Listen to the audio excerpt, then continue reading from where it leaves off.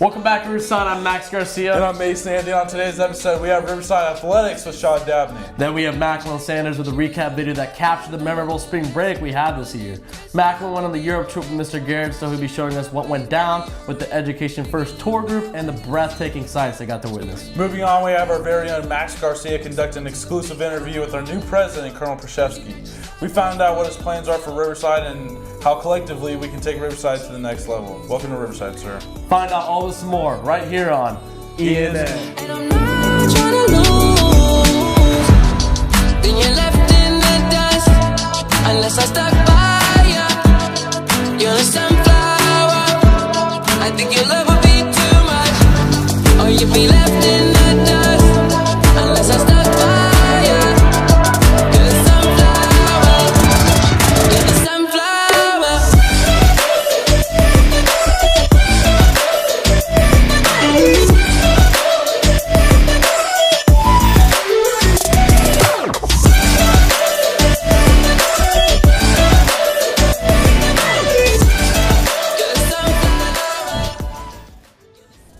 The 2nd Marine Aircraft Wing Band made a stop at Riverside during its spring tour. 45 Marines put on an impressive concert of wind band standards. Chief Giove was given the honor of conducting a song during the concert. Congratulations, sir. Dr. Barger was the recipient of this year's Master Teacher Award. This award is a very prestigious achievement that goes to the best teacher in all of Hall County. Congratulations, Dr. Barger, and thank you for all you do here at Riverside and for the cadets. Our very own Army Band will be performing in Chicago's Thanksgiving Parade this November. After 3 successful trips to New Orleans for 6 Mardi Gras parades, they're stepping it up in Chicago. This Thanksgiving parade will be nationally televised with an estimate of 4 to 5 million viewers. As the band goes, so does the Corps. STEM Day is a day for schools and students to engage in activities involving science, technology, engineering, and math. Riverside participated in this event with the help of Ms. Corbin. The cadets that went to STEM Day designed the lessons, built STEM demonstrations, critiqued each other, and created short assessments.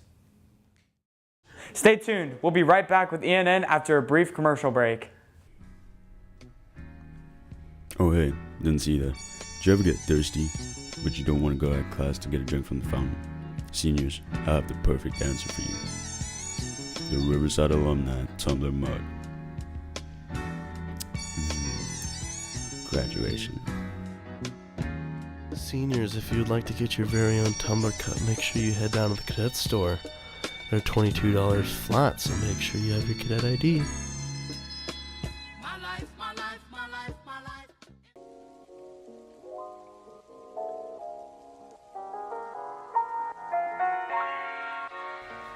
Come on. Cadet Smith! Another outburst from you and you're going to the deep. Hey man, try Riverside Pen. Thanks, man. Whoa.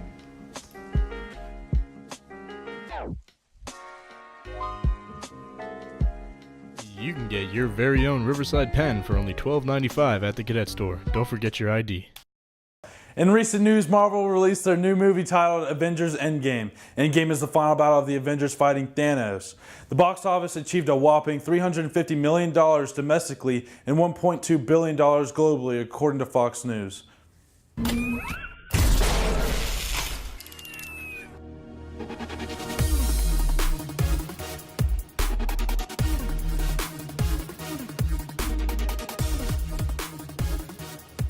Welcome back, Riverside, to another segment of Riverside Athletics. Today we'll have our head coach for our football team, Coach Garrett, and our offensive coordinator, Coach Smith, come and talk about how they're preparing for spring football and how they're ready for spring football. Well, last year, our mission was to expect to win. And that's because we had, a good group of seniors, 11, all in which received a scholarship offer to 4-year institutions. We're really excited about spring football. I know there's a lot of excitement with some of the new kids that are here, integrated with some of the returners, so that's gonna be coming up soon. We'll have our spring interest meeting on May 9th, which will be a Thursday, issue out equipment to returners. That May 13th will be our first practice. And then we have built our program to now be able to play somebody else on May 21st. We're gonna be playing Towers High School here at Riverside, so we're excited to defend the castle against an Atlanta team. Well, this year we're looking to have all these new faces. We got a lot of new faces. We got a lot of people like yourself that we're trying to find, open positions. We got to find somebody to fill in those spots. So we got a lot of new kids. We want them to come out. We want them to feel a part of the family here that we've got growing. We want to try to build an establishment in a very short amount of time and go play Towers. Towers is going to come to us. That'll be our scrimmage game. So we're going to get that feel, get back in the saddle again. Want to be able to put ourselves in a better situation overall as a team. So I'm always been a firm believer of promoting from within. Our line run game coach, Coach Smith, did a phenomenal job and now put himself in a position to be able to run our offense. So I'm really comfortable and excited about that opportunity for him. Congratulations to our track team for winning the region championship for the 3rd year in a row. Despite a critical leg injury in the 300 hurdles to Orlando Stevens, the team was able to come together and win the region. On behalf of the Riverside community, we extend our thoughts and prayers to Orlando Stevens and his family for a speedy recovery. Thank you, Coach Garrett, and thank you, Coach Smith, for your time. I'm Jashad Dabney, and thank you for tuning in to Riverside Athletics.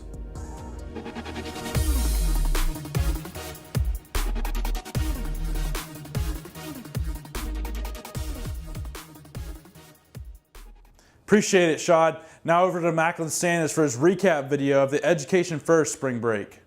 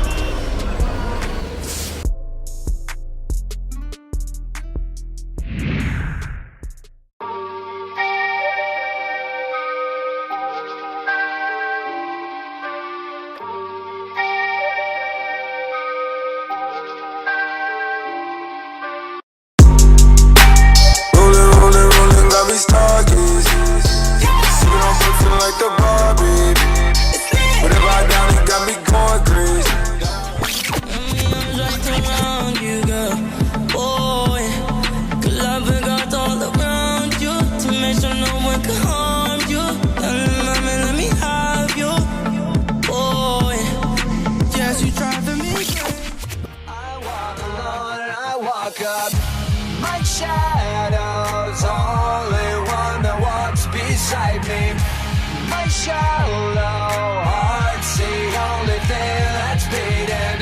Sometimes I wish someone up there will find me. Till then I walk alone.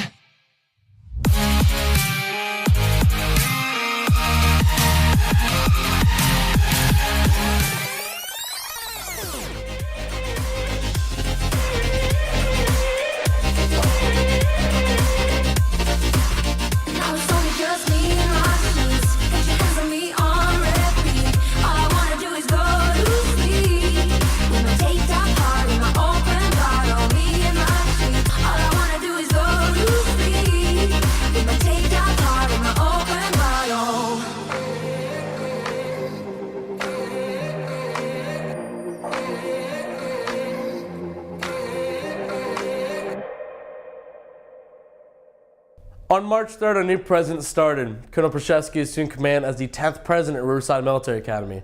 We wanted to be the first ones to cover what and where he intends to take Riverside in the near future. Let's roll it.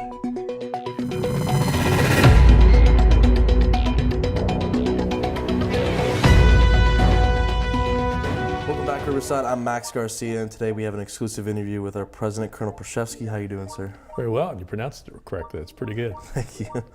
So, sir, I have a couple questions for you, if you don't mind. Sure. Sir, what led you to become Riverside's president? That's a great question. So, I've been on the board of Riverside Military Academy for almost 3 years on the governing board.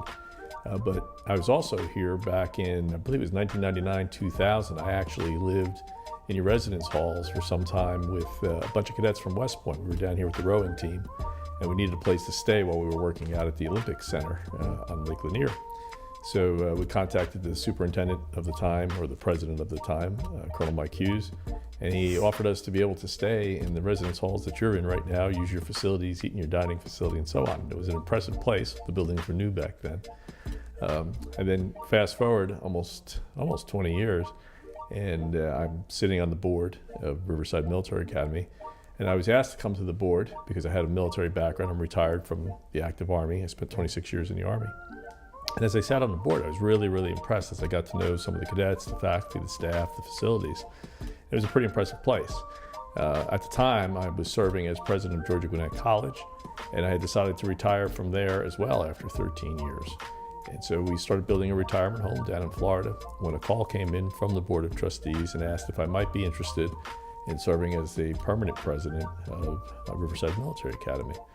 And as I thought about the students I had met, the faculty I've met, the facilities, the support of the parents, the athletic programs, the equipment that's all here, it just seemed like a no-brainer that it's an opportunity to continue to serve. Sir, how did your time as a president of Georgia Gwinnett College prepare you for this role? Actually, it started before Georgia Gwinnett College. The Army had sent me off for a doctorate degree in education so that I can go back to West Point, where I was a faculty member, and help West Point ensure that its collegiate program, its baccalaureate program for their degrees, was adequate. While I was in that program, studying and getting my doctorate, I also substitute taught at all grade levels, kindergarten through high school. So I could better understand where students were, where they are, and what they need to do to develop, so that when they come to college, I can know where they are, and if possible, better prepare them for college. So, sir, what do you envision Riverside will look like in 5 years? Physically, I think you're going to find that the place continues to improve the actual exterior of the buildings as well as the interior of the buildings. A lot of the stairwells and some of the facilities are starting to show their age of being about 20 years old.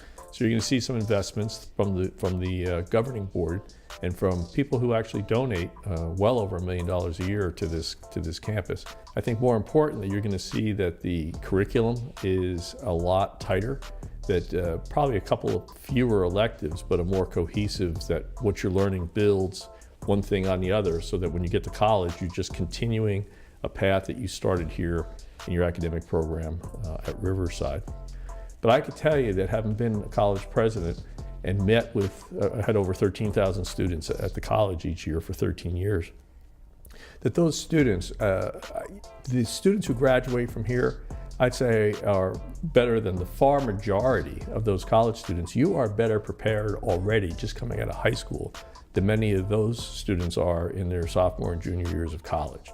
So you're already ahead of the game. The question is going to be, what do you do with all of that advantage when you hit college? Do you then simply kick back, or do you continue that drive of all the discipline that you learned here, all the academics you learned here, and all that teamwork you learned? Can you get into college ahead of those students and not just be ahead of them when you start, but be far ahead of them by the time you graduate, so that you can be successful throughout your life?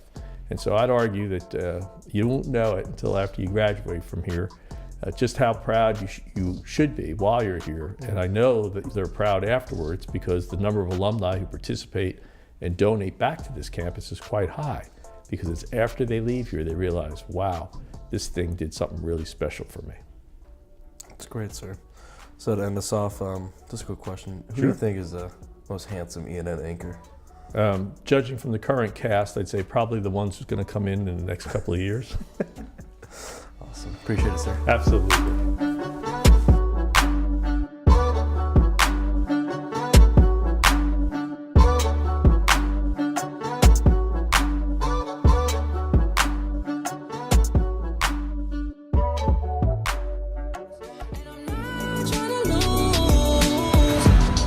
Then you're left in the dust, unless I stuck by you.